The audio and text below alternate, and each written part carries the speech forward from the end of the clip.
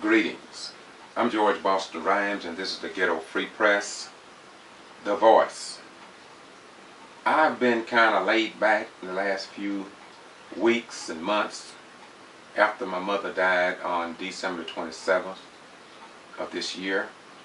Then, as you know, the Honorable Pastor Calvin Benjamin died, and that took up a lot of my time. However, I will get back on point, and I will be addressing the issues in Waycross, Blackshear, Quitman, Jacksonville, and all around the South Georgia area, and wherever I am called. I do this because it must be done. I remember when I was stationed in Okinawa, Japan in 74 and 75. And I watched our returning active duty military people coming back in body bags, some with arms missing, legs, and minds distorted and messed up. And many of them served their nation, only to find out in many cases that they had trouble even getting disability. And so I made a commitment within myself that if I could put my life on the line to protect foreigners overseas, then surely I should be able to respect and help promote freedom of religion, freedom of speech, and freedom of the press. In my civics lessons, I heard people talk about freedoms that we had in this nation. The reason I am supporting the death of this young man, Kendrick Johnson, and this picture has aroused almost 100,000 views on Boston G.B.R. on YouTube.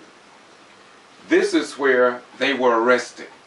The Getto Free Press was there. When they marched at Lowndes County High School, every demonstration and protest, I was there. In fact, I am under a 260-day criminal trespass warning without justification or notification by the Lowndes County Sheriff's Department or the Lowndes County School System Superintendent Wes Taylor, for reasons only they can explain. I went to all the judicial system, probate, superior, district attorney office, as well as the federal government, even went to CID, criminal investigation department, and talked to Stride Jones. I even talked to the sheriff himself, Sheriff Prine. And until this date, Sheriff Prine has failed to get back with me as he said he would. And I'm going to show you in a few minutes what the father of Kendrick Johnson said about the Lowndes County Sheriff Prine. I don't know whether it's true or not. I wasn't there, but you have a right to know. Back on point. Al Sharpton, as you know, came to Valdosta. We also have me here with the Holy Bible showing they say that we are a Christian nation. But I agree with the white Dr. Howard Morgan that we have never been a Christian nation. We had Christians to come to America, but we have never been a Christian. And he's a white European, by the way. But the truth must be told. C.B. King, the attorney out of Albany, one of the best lawyers I have ever met, mainly because he's an attorney that does not punk out under pressure. He took on not only the Kendrick Johnson case, but he also followed in the footsteps of his father, and he also took on the Quitman 10+2 case, which after 3 years are still pending the Georgia legal system, wherein many of us don't believe they did anything wrong, but that because blacks became a majority for the first time in Brooks County history, some people didn't like it. And you've heard they can indict a ham sandwich. Well, take that as it will. But I think C.B. King, the Honorable C.B. King, and then Attorney Crumpton to come with him. I want to thank them. I want to thank above all, again, the father, Kenneth, and Jacqueline along with their grandfather, the grandfather of Kendrick, Eddie Tooley, and Sister English, who I attended church with in my earlier years. And when I served my first tour at Moody Air Force Base, I've served 2 tours of duty at Moody Air Force Base before I retired in 1991. So we're going to address all of this. And I want you all to understand something, that if we can put ourselves and send our sons and our daughters on battlefields in foreign nations to fight and defend this nation, then surely we ought to be able and have the courage to stand up here at home, to respect open governments, etc., etc., etc. So now I'm going to take you through a brief journey about what's going on in your community. The South Georgia news media have never said anything about my criminal trespass warning, as if though they don't care nothing about freedom of speech and this type of thing, freedom of the press. It's as if though they don't really care. Now, I didn't say this. They are showing that, and they are saying it by their lack of action.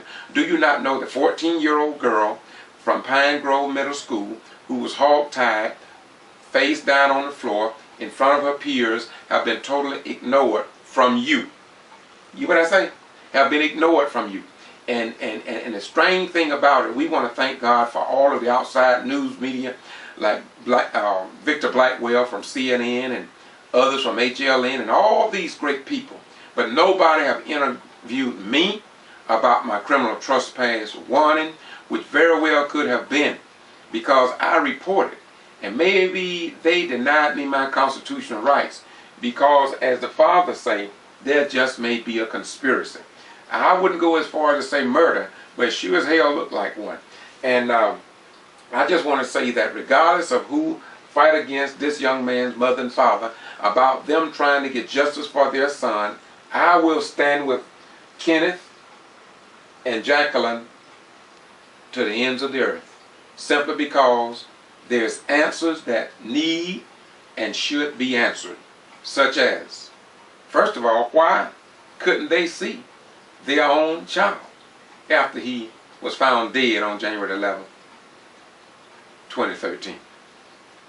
We had better wake up, y'all. Please watch the videos here on Boston G.B.R.